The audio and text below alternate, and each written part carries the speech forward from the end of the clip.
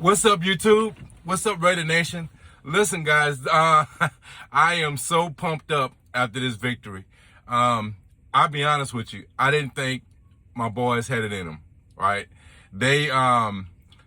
I'm so happy they proved me wrong, okay?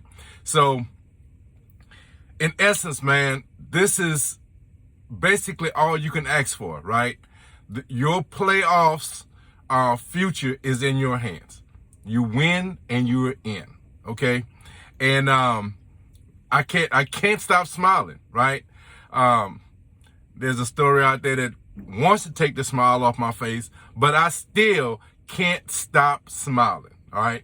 We played a great game. Well, I'm not gonna say great game. The defense played a great game, okay, against a very, very quality opponent that was coming into this game red hot, okay? And in essence, this defense, look, it doesn't matter how you view this team as a whole. What you're not going to ever debate me in this season that we don't have a playoff caliber defense. This defense is playoff caliber. You hear me? Okay? They were put in some awkward situations and pulled things out. Okay? I'll fast forward a little bit because I just tell you my mindset toward the end of the game, right? And we'll get to how this all led up and all this other stuff. That Renfro catch at the end of the game, right? So when he was called, when he was ruled down, right?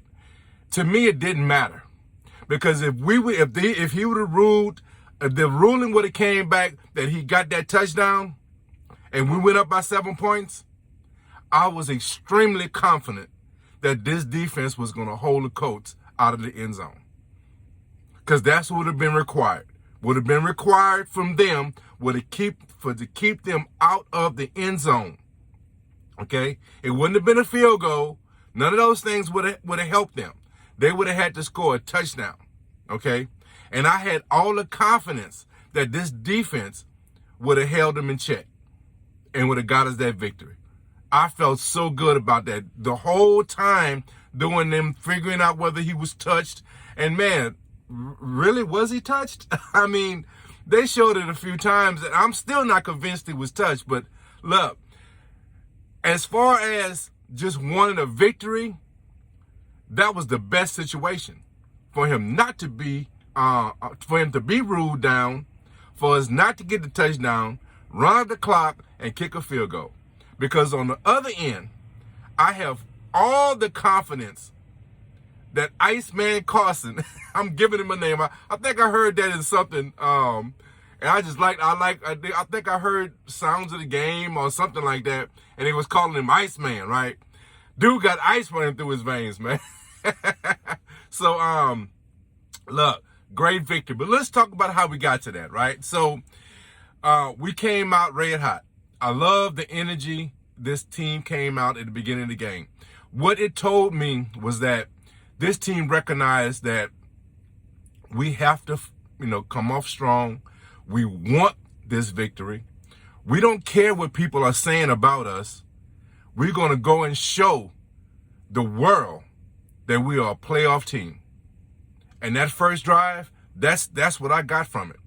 That first really quarter, right?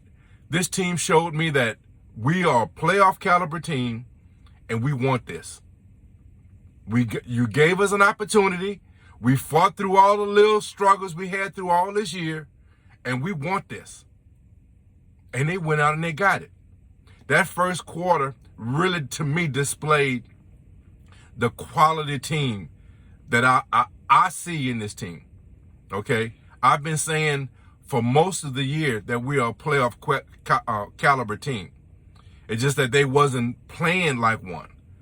Okay? They wasn't showing it on film. But I deeply inside felt like this was a playoff caliber team. And that's what they showed me in that first quarter. Okay? So then you go into some of the mistakes, right? So let's talk about Carr. Now, Carr had a decent game, okay? He made some decent throws, but he made some really, really bad mistakes, okay? Now, the first interception, okay, D-Jack was open, all right? I think if he and Carr was on the same page, if they had more time to work with each other, and you might say, well, it's been quite a few weeks. Now, that connection on those long balls like that, and even though he was open, it wasn't like he was just butt-ass naked, right? The ball had to be placed. He had to be led. He had to lead him a little bit, right? For the defender not to have a chance to knock it away. Now, he intercepted it because he was an underthrow, right? But what I'm saying is, even if it wasn't an underthrow, if he just hits him in stride, and if the ball is not placed correctly, defender would have had an opportunity to reach out and perhaps knock the ball away, okay?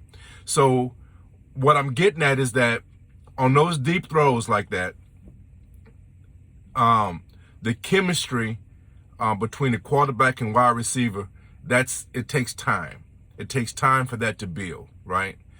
If these two guys have an off season, I think next year they would have that throw would have been made and it would have been a touchdown, or at least, a huge play, but it probably would have been a touchdown, okay?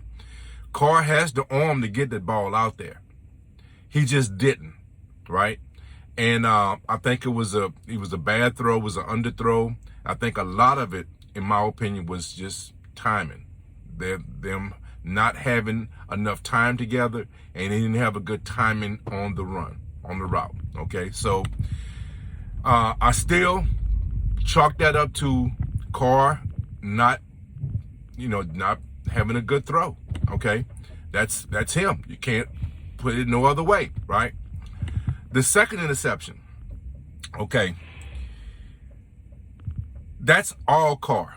Now, some of it was a good defensive read, okay? The defender pretty much read where Carr wanted to go. He had his responsibility was the player that was leaking out to the left, okay? That player, that was his responsibility. That was his assignment. I don't know if it was a running back or wide receiver. I didn't study the film that well, but someone was leaking out to the left. That was his man. That was his assignment. And Carr thought that's where he was going. He read Carr. He understood where Carr wanted to go with the ball. Came back right before the throw, and Carr didn't have time to make an adjustment, threw the ball, and the guy made a good play on the ball. But that is still Carr's responsibility to recognize where that defender, he has to let that defender commit to his assignment first before he makes that throw. And he wasn't under duress. It wasn't like he couldn't wait it. He just had to wait. And sometimes, man, I'm telling you, these plays, it's split-second timing. One more second, he would have realized, oh, the defender isn't going to his assignment. He's not following this guy. Okay, I need to dump it off to my to the guy leaking out to the left and let him make a play. Okay, that was the correct read, but it just he read it, and he just needed one more split second to see where this guy was going to what that defender read was, and that was a mistake. That's a quarterback mistake. Okay. Yes, it was a good defensive play, but that's a quarterback error. Okay?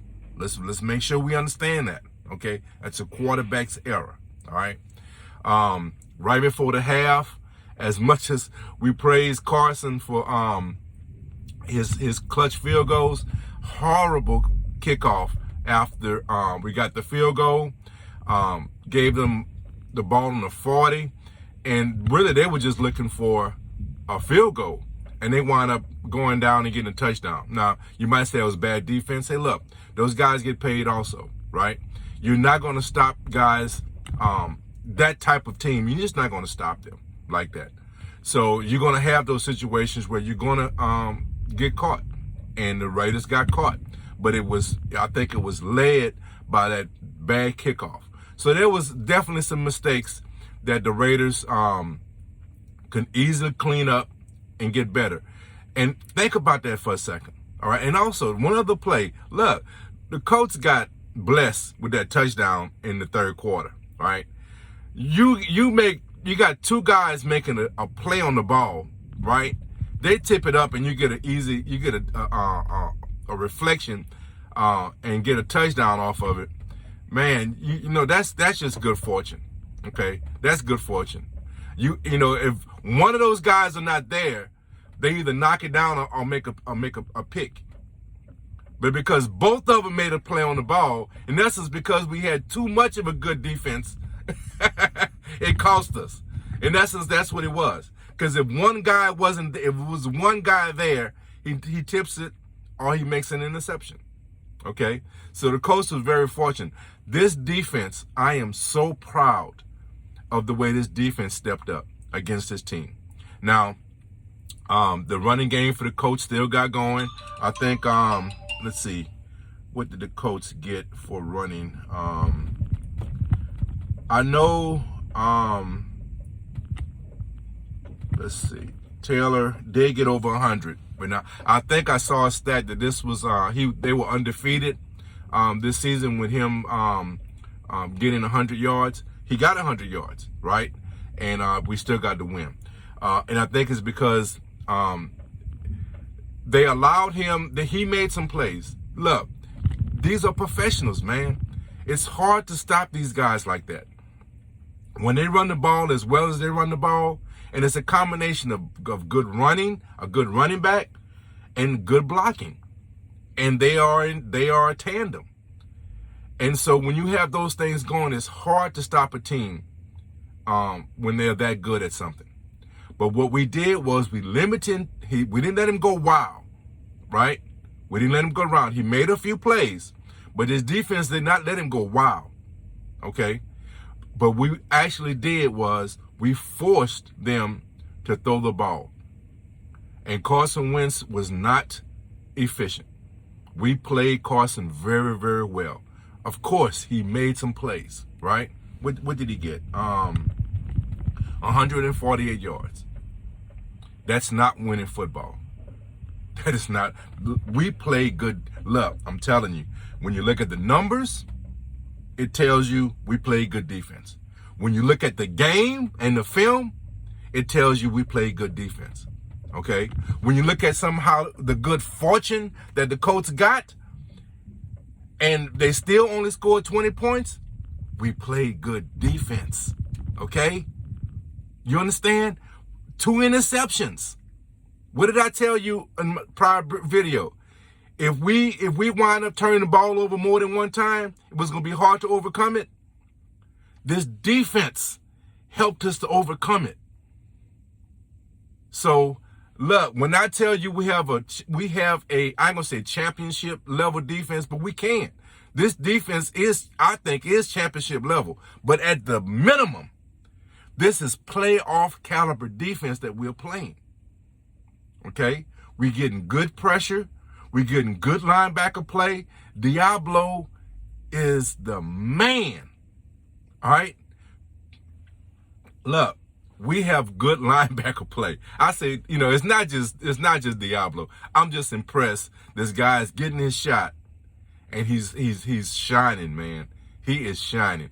And it's not just the tackling, it's the coverage. There was a throw, I can't remember what series it was. It might have been the series right before the tip ball, or it might have been the one at the half. I think it was right before the half, okay? Diablo was covering, I can't remember the player, man. I watched the film one time, guys. I didn't really study the film, so I apologize. But if you go back, you can look at it. I think it was right before the half. Diablo was covering someone in the back of the end zone. Great coverage. Great coverage. And you can watch it all game right? The guy plays well, right? Littleton is locked in for next year, but he stole that guy's job. He has stole that man's job, okay? We got to pay him. We got to play him. It's almost impossible to move him with that type of contract. But Littleton, as much as I like Littleton, coming into the two years ago now, coming into our team, and he hasn't really played up to the expectations that we had for him. Diablo has come and stole that man's job. You hear me? So I'm so impressed with this defense. I really am. And the offense played well. Okay, we played pretty good. And what I'm excited about is that we still have room to grow. We still are not firing on all cylinders, right? I have to give Carr some credit. He's made some mistakes. I've talked about some of them, right? But let's go back to that play to Ruggs that really sealed the victory for us, right? He, in essence, covered up some horrible blocking, right? I think it was Samson, didn't recognize a stunt, right? And a coach defender was coming. He had a straight line shot at Carr. Carr kept his composure, and this is the problem I have with Carr sometimes. He doesn't, sometimes he's not as efficient in the pocket with the rush coming at him, right? On the move, he actually plays better when he's on the move. When they move the pocket or he moves out of the pocket, resets, and makes a throw, he's very good at that. If things come out on time with perfect timing, he's very good at that, right? But what happens sometimes is that when he has pressure, especially pressure coming right at him, right, he tends to, I'm not going to say get happy feet because I'm not going to put that on that young man, right? But he's not as efficient. And listen, 90% of the quarterbacks have that problem. You have a guy coming right at you, it's hard to really focus and concentrate and make a pinpoint accurate throw. That's top level performance, right? So I'm not saying that's a must. You have to do that in this league in order to survive. No, 90% of the quarterbacks can't do that, okay? So I'm not saying that it's something that it's a flaw. All I'm saying is that that's definitely something he has a problem with at times. But at that play, he did a great job because he saw the rush coming. He didn't panic, made a quick sidestep, right? And he made an accurate throw to Renfro, right? In a crucial situation, right? Hey, you get a sack right there, right? You punting the ball. And now all the coach have to do is come down and get a field goal. I don't feel really good about that, right? You make a side, you make that move, and now you get jittery and don't make an accurate pass. Again, you're not going to get sacked and they're not going to lose yardage, but you're punting the ball. Okay? So that was a pressure situation, and he answered the bell. So let's give him some credit. All the naysayers, all the guys, and look, I'm one. I've criticized Carr. I've criticized Carr in this video. Okay? So also give him some props when it's due. Okay? And look, it wasn't like he didn't have a decent game. Let's look at his stats, right? Pretty good stats, 24 for 31, 255, one touchdown, but you had 2 interceptions. So that's where the criticism has to come in. But in a crucial time, one of the biggest throws in probably the whole year, right? It keeps us in the playoff conversation. And he made a great play under adverse conditions because he had a guy coming right at him. One of the best rushers in the league coming right at him, right? Untouched, coming off of a stunt. So I'm very happy. I'm very happy about how they performed in this situation, right? This wasn't a perfect game, But perfect games are not what's required. What's required is that you come through when it's important. And baby, my boys came through when it was important. And I am so proud of them, right? Now, I'm going to do another video later on. I really want to wait a little bit before we get into, I want to know who's going to play the whole break. I want to break that down a little bit, see a little bit of what's going to happen later on in the week. But I feel good going against the Chargers. I think we can beat these guys. I really feel good about going against the Chargers. And look, one of your biggest rivals, in the way of you going to the playoffs, what more can you ask for? What more? This is football bliss for me, okay? This is football bliss. So, guys, I would love to end this video on that note, but we got to talk about Nate Hobbs, okay? So I wanted to do this video yesterday, but the news, right when I was getting ready to do it, the news came out about his arrest, okay? So let's break this down a little bit. And let me start this by saying this, okay? There's no excuse for this behavior, all right? You have too many resources. One of the things that a lot of young people say is that, man, we are under the microscope because there's so many eyes on us. There's no room for error, okay? Well, here's the thing. The technology and advancements in exposure and all these things is a gift and a curse, okay? There are a lot of benefits to having exposure. There's a lot of benefits for having technology, okay? And you can use it to your advantage. So there's a benefit for all these things that are out here today. And when you do the right things, you can take it to your advantage. The curse is, I've been in Nate Hobbs' situation. When I was young and when I was drinking, I've been there. The story is that he was on the side. He was, I think, in a parking lot.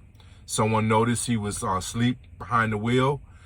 Police was called, and they, arrested him for DWI. He had a sobriety test, and he failed, and he was arrested. Right. Some positives that you can get out of that was that he wasn't on the road, he wasn't driving. Perhaps he recognized that he wasn't good. He was going to try to sleep it off and get home.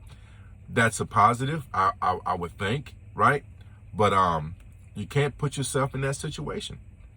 After what has happened this year, right? With all the examples just on your team, not throughout the world. Because that's one thing about social media. You see all the examples about mistakes. You have all the examples just laid out in front of you. And you see the consequences of those mistakes all over the place. But on your team, you just had Henry Ruggs go through something. And maybe that was why he didn't try to get home. Maybe that's why he was on the, had stopped behind the wheel and was, trying to sleep it off. I don't know what he was thinking about. But I am happy, A, that he wasn't driving. B, that no one was hurt, and C, that hopefully that he recognized it was a bad situation and he made the decision to not drive. So I'm hoping that he actually consciously tried to do the right thing. But the biggest problem in this whole situation is the situation should never occur. You are a professional athlete. Now, this applies to everyone. This applies to me, and it applies to you. Okay? Because there's no excuses. We have all the information of how dangerous it is to make bad decisions when you drink. Okay? We all know that. There is no excuses. Okay? So, as a professional athlete, you have to understand, especially after the examples that you had on your team just recently. If I'm going to drink, how do I get home? Before I start drinking, how am I going to get home? And if the answer to that is, I'm only going to have a few, I'm going to drink a lot of water and drive myself home, that is a horrible decision. When you start drinking, you have to have in place, where's my ride share? How do I contact them? Whoever I'm with, listen, here's my keys. Don't give them back to me. That's being a professional. Now, you can have all the fun you want. I'm not saying you can't have fun. I'm not saying you can't. You just come off a huge victory. He is a key component to this defense playing well. He's a rookie. I'd be damned if you're going to tell me he shouldn't feel good and have a few drinks and have a good time after that. You are not going to convince me of that. But as a professional, you have to, and like I said, I'm going to reiterate this. I'm saying he's a professional, and that's what he should think. You and I should think the same way. But as a professional, you should know better than to take any chances. You decide, hey, I want to have a good time. You got, in your back of your mind, you have to think, how am I going to get home? Okay, this is my share ride. This is the dedicated ride service that the Raiders have for me. This is the dedicated ride service the NFL has for me. You have to make a decision of how you're going to get home. And you give those keys to somebody you trust. That's the proper way of doing it. Then after you do that, simple, 2 simple steps, and you have yourself a great time. And we never have this discussion. Raider Cav could save 5 minutes of his video because we never have to talk about it. Simple. Very simple. So, guys, I think there's different reports about moving forward, what's going to happen. Because, now see, this is one of them situations where it might even get dropped. I don't think he has, his court is not until, I don't know exactly when it is, but it's a few months down the road. And this is one of them situations where he, because he wasn't driving, there's a lot of technical, ways you can get out of something like this. And I'm not talking about because he's an athlete. You and I, you know what I'm saying, could get out of something like this because of some of the details about it, right? And you got to understand too, and I'm not throwing shade at TMZ, but it was a TMZ story. So it's true of what occurred, but how accurate all the details are, we don't know, okay? So, you have to understand, you have to give him an opportunity to have his day in court. And he, and I've heard that there's a possibility he still might play. But it's hard. I'm not going to count on that. I'm really not. And that's going to be a devastating blow to this defense. Now, I think his backup is Nixon, I think. And he has played well in the slot, okay? So it's not like a horrible situation for us, but it's not a good situation. We need all hands on deck. Because even though we playing the nutless, boatless Chargers, I love saying that. I'm going to say it again, nutless, boatless Chargers. Even though we're playing them, that's a talented team. They have some talented wide receivers, and they love to put some of their best guys in the slot, right? And I would feel a whole lot better if we had Nate Hobbs than Nixon. Nixon has played well, but Hobbs had played a whole lot better. That's why he's a starter. Okay, so I don't know what that status is going to be. We'll find out a little bit more later on down the road, but I am still on a high. Despite that, I am still on a high. I am proud of my guys. They have played very well. It would be, we would be, man, just imagine if we don't lose to the Bears and if we don't lose to the freaking Giants. Man, we would be celebrating right now. You have to play with the cards that you are dealt. Or you have to play with the cards that you have dealt yourself. So, look, guys, I'm in this like I always do. Guys, take care of each other, love each other, and guys, be blessed. Raider Nation, we are playoff bound. We're going to kick these nutless, boltless Chargers. If they nutless and they boltless, where we going to kick them? I don't know. We'll figure it out. Raider Kev is out. Peace!